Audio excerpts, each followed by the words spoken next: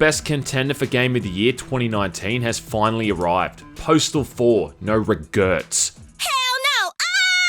Developed by Running with Scissors, it's the fourth proper game in the series after the abysmal Postal 3, which even the developers said they wish never happened. And as is the standard for an indie game developed in the current year, it runs on the Unreal 4 engine and has been released on Steam in early access. Go along. Postal 4 doesn't really change things up all that much from the previous games. Set in the entirely new town of Edensin, you're still playing as the Postal Dude, aided by his faithful canine companion Champ. And you're free to move around the game while choosing a pacifist or an aggressive approach as you accomplish menial tasks. This time though, the Postal Dude is voice acted by none other than John St. John. Figures. Known for his amazing and arguably iconic performance as Big the Cat in Sonic Heroes. Oh yeah, and some guy called Duke Nukem or something from some FPS that no one ever played. I guess the original voice actor for the Postal Dude is now in the same union as Troy Baker. No.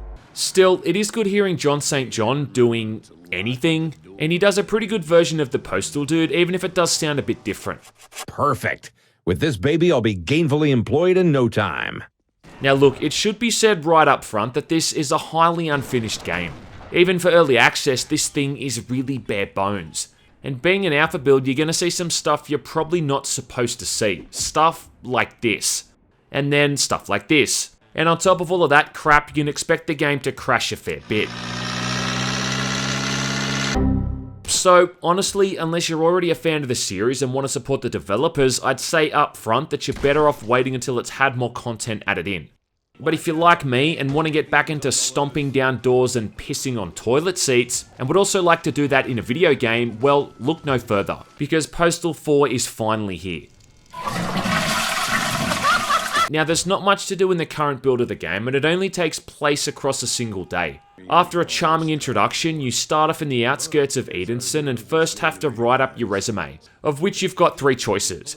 Then you're off to the nearby town, annoying the locals to see if they've got any work. In a sequence that's very similar to asking people to sign your petition in Postal 2, and you also get the expected responses. If you're hungry, why not try eating a bullet? Eventually though, someone's going to direct you to the nearby job agency, where you'll meet the owner, Joseph Bellows, pronounced blows even though it's spelt bellows. You got any jobs that pay well? You're talking to the one and only Joseph Blow, son. Anyway, this asshole has 3 possible jobs for you. One as a prison guard, another as an animal catcher, and the third one as a sewer worker. And you gotta finish all 3 of these to complete the day.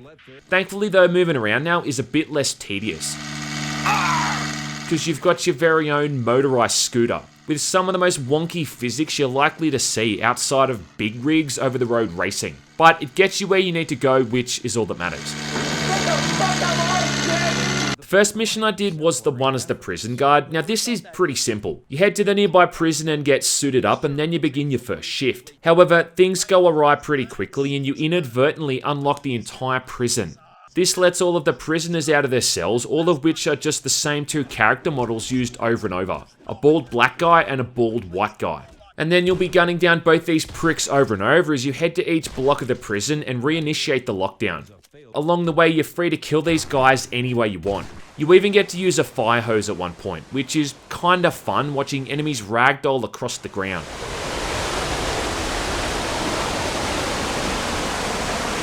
After this is done, you're told that because of your methods, they're not going to keep you on. Also, the prison sends your wages back to the job agency, so you don't get jack shit, apart from the satisfaction of a job well done.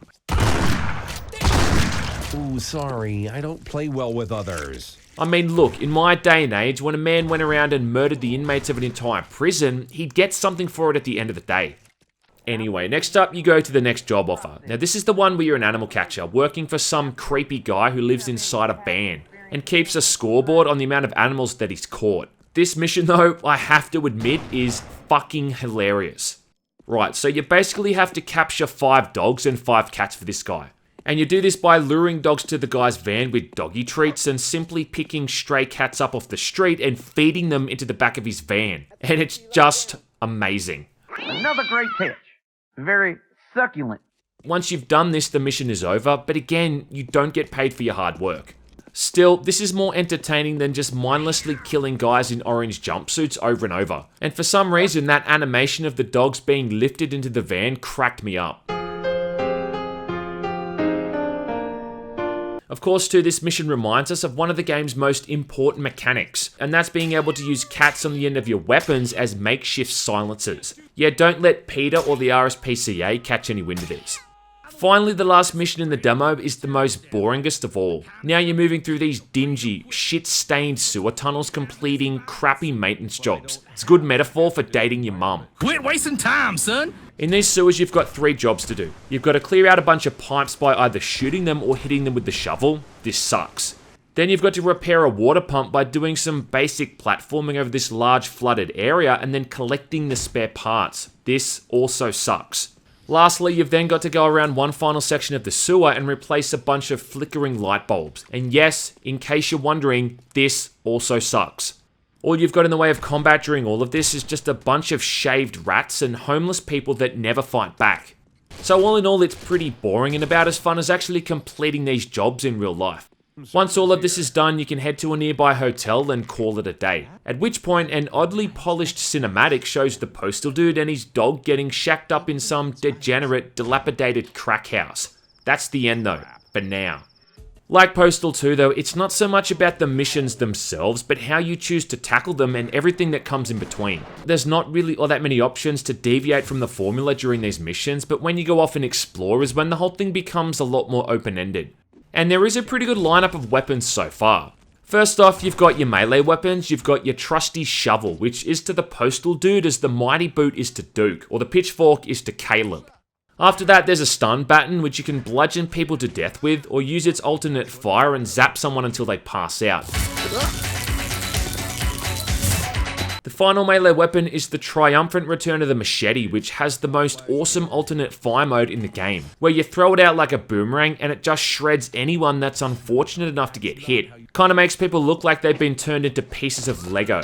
Now that's a clean cut. For pistols, you've got a Desert Eagle and a revolver. Now, the Desert Eagle is pretty piss weak, but the revolver can finish off enemies in a single headshot, causing their entire dome to explode, which looks great, as sadistic as that makes me sound. And you can dual wield both of these with an energy drink power-up. The third weapon slot, you've got a shotgun and an AK-47, neither of which are all that good and seem more like they've been put in to just keep up appearances. I mean, you've just got to have a shotgun and an assault rifle in an FPS, right? It's like an unwritten law. The throwable weapons though is where it starts to get fun. Now, you've got your all important grenade, which detonates on impact and looks lovely by the way. Go on. Then there's a Molotov cocktail, no surprises how that one works. But finally, most importantly, is the pigeon mine. Now this thing, you throw it out and then a bunch of angry, possibly rabies-infected pigeons fly out. Then they just start attacking everything they can get their little wings and claws on. After they kill someone, they'll often swarm off to someone nearby and do the same thing all over again. So if you've only got one takeaway from this whole video, it should be that this game includes a pigeon mine. And that, Sonny Jim, is a good thing. Fly, my pretties, fly. Also returning is the jerry can and matches, for the more subtle Postal Dude, the one who likes to lay in wait as his poor victims walk unknowingly into his clutches. Or, you know, you can of course just run right up to people, douse them in petrol, and then throw a match in their face, if that's more your cup of tea. One of the more unique weapons is the Spurt and Squirt. Now this is a super soaker that shoots out water, gasoline, and vomit. Yeah, that's right, vomit. So the water does nothing, the gasoline turns it into your very own flamethrower, but the vomit has the benefit of making NPCs throw up. Yeah, you've got your very own vomit gun. Classy. At least this guy's throwing up in the bin. Then I guess the other weapon, if you can call it that, is Postal Dude's dick. Oh, much better.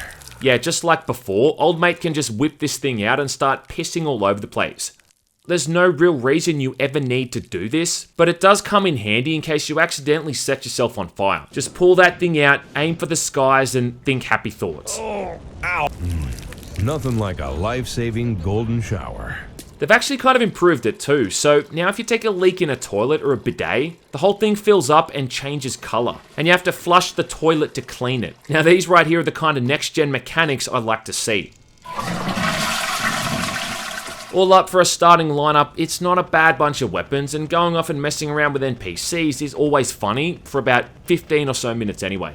It's funny because of how oddly the AI react to this stuff. Like, they either run away instantly or pull out a weapon and just start firing. Or they do what this guy does and clearly not give a damn. I mean, look at him. This woman is just burning to death and he couldn't care less. You can still go around and explore the town at your leisure, kick down doors and walk into people's houses, or visit the convenience store or the arcade. Currently though, most of the houses are empty or inaccessible. There's no cops added in yet either, so you can pretty much just go around murdering or exploring to your heart's content, but annoyingly there's not even a save option. You can't remap the controls either, and there's no holster button for weapons, and it kinda harks back to what I said earlier, how this really is the earliest early access build. If you don't plan to spend some time checking back in with this game every month to see how it's going, well, then it's not really something you currently want to spend your dollary dues on.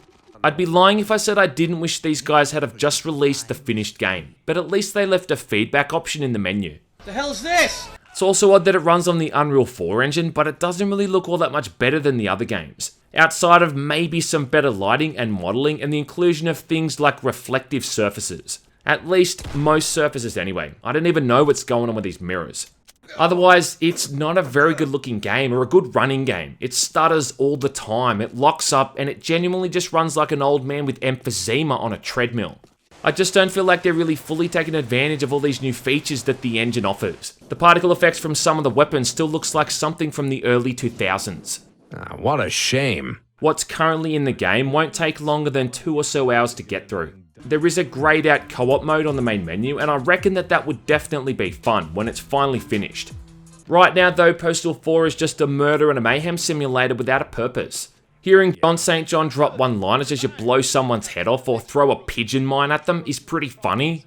But the core of the gameplay is very similar to its predecessors, with not that much changed, and I just hope they can add in more new stuff to differentiate it. But again, that's kind of the whole point of the series. I mean, it literally admits it's a janky alpha build in the top left of the screen. So maybe my complaints are just a waste of time. Either way though, one thing is for sure, Postal is back. And hopefully too in the next build they can fix that spelling error in the game's title. Strap yourselves in good, as the dude's adventures on these new horizons have only just begun.